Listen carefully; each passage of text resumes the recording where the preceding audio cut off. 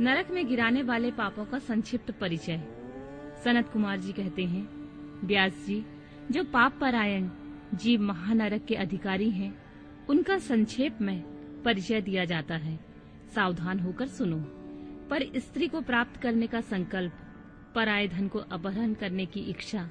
चित्त के द्वारा अनिष्ट चिंतन तथा न करने योग्य कर्म में प्रवृत्त होने का दुराग्रह, ये 4 प्रकार के मानसिक पाप कर्म हैं। असंगत प्रलाप, बेसिर पैर की बातें, असत्य भाषण, अप्रिय बोलना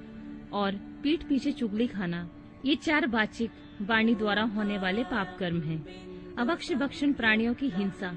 व्यर्थ के कार्यों में लगना तथा दूसरे के धन को हड़प लेना, ये 4 प्रकार के शारीरिक पाप कर्म हैं। इस प्रकार के 12 कर्म बताए गए हैं, जो मन, वाणी और शरीर, इन तीनों साधनों से संपन्न होते हैं।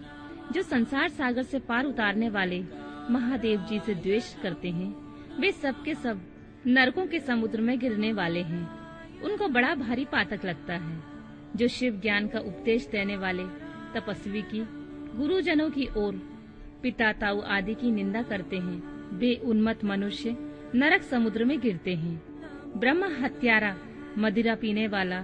सुवर्ण चुराने वाला, गुरु पत्नीगामी तथा इन 4 से संपर्क रखने वाला 5वीं श्रेणी का पापी, ये सब के सब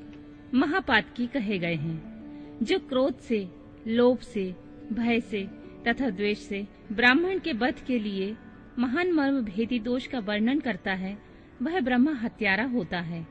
जो ब्राह्मण को बुलाकर उसे कोई वस्तु देने के पश्चात फिर ले लेता है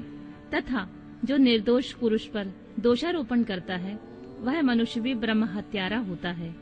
जो भरी सभा में उदासीन भाव से बैठे हुए श्रेष्ठ द्विजों को अपनी विद्या के अभिमान से अपमानित करके उसे निस्तेज कर देता है, उसे ब्रह्म हत्यारा कहा गया है। जो दूसरों के यथार्थ गुणों का भी बलात् खंडन करके झूठे गुणों द्वारा अपने आप को उत्कृष्ट सिद्ध करता है, वह भी निश्चय ही ब्रह्म हत्यारा होता है। जो सांडों द्वारा बाही जाती हुई गौओं के तथा गुरु से उपदेश ग्रहण करते हुए द्विजों के कार्यों में विघ्न डालता है, उसे ब्रह्म हत्यारा कहते हैं। जो देवताओं, ब्राह्मणों तथा गौओं के उपयोग में दी हुई भूमि को हर लेता है, उसे ब्रह्म हत्यारा कहा गया है। देवता और ब्राह्मण के धन को हर लेना तथा अन्याय से धन कमाना ब्रह्म हत्या के समान ही पातक जानना चाहिए। जिस किसी व्रत, नियम तथा यज्ञ को ग्रहण करके उसे त्याग देना तथा 5 महायज्ञों का अनुष्ठान न करना मदिरापान के समय पातक बताया गया है। पिता और माता को त्याग देना, झूठी गवाही देना, ब्राह्मण से झूठा वादा करना, शिव भक्तों को मांस खिलाना और अभक्ष वस्तुओं का भक्षण करना ब्रह्म हत्या के तुल्य कहा गया है। वन में निरापराध प्राणियों का वध कराना भी ब्रह्म हत्या के ही तुल्य है। साधु पुरुषों को चाहिए कि वह ब्राह्मण के धन को त्याग दे,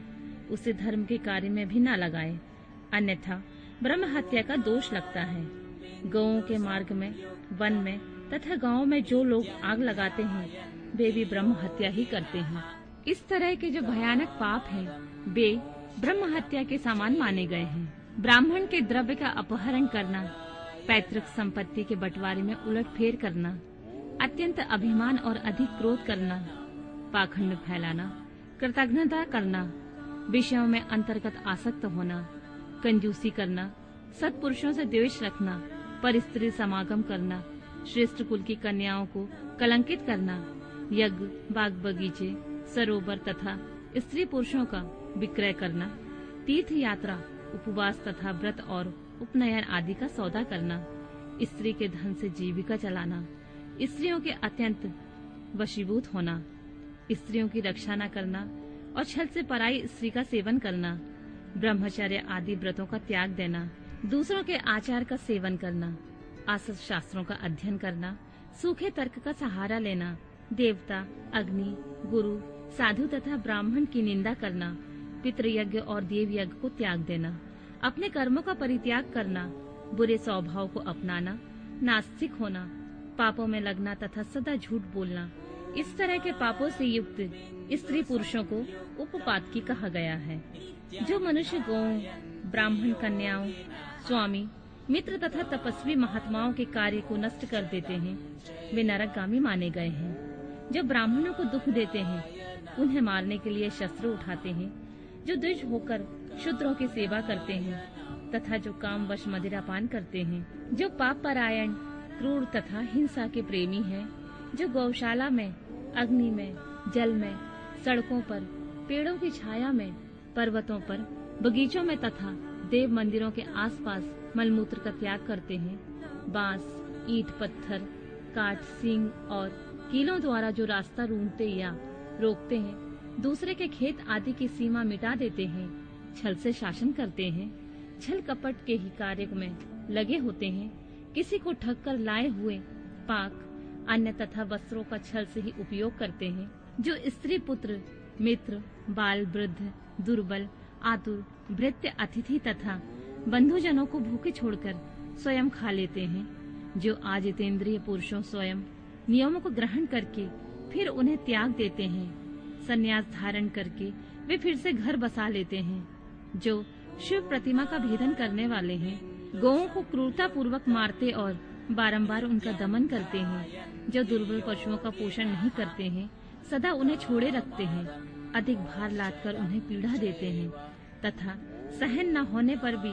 बलपूर्वक उन्हें हल या गाड़ी में जोतते हैं अथवा उनसे असहा बोझ खिंचवाते हैं, जो उन पशुओं को खिलाए बिना ही भार ढोने या हल खींचने के काम में जोत देते हैं,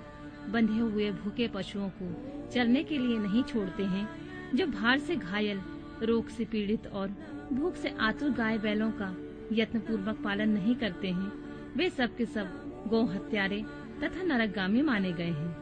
जो पापिष्ट मनुष्य बैलों के अंडकोश कुटवाते हैं और बंध्या गाय को जोतते हैं,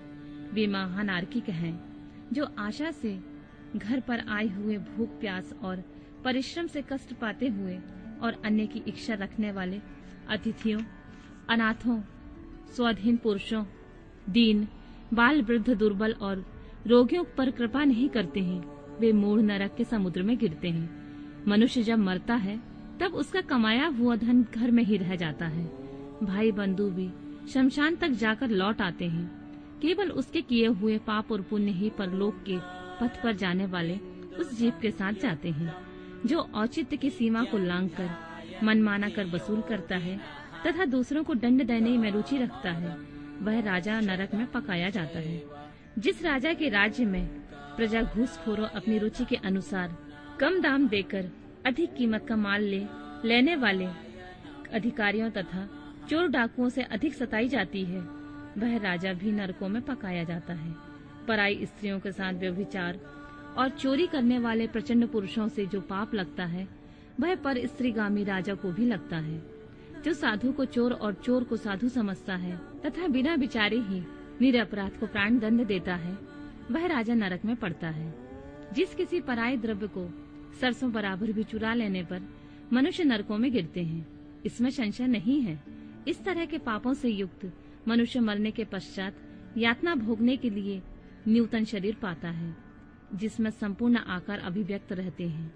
इसलिए किए हुए पाप का प्रायश्चित कर लेना चाहिए, अन्यथा 100 करोड़ कल्पों में भी बिना भोगे हुए पाप का नाश नहीं हो सकता। जो मन, वाणी तथा शरीर द्वारा स्वयं पाप करता, दूसरों से कराता तथा किसी के दुष्कर्म का अनुमोदन करता है, उसके लिए पाप गति ही फल है।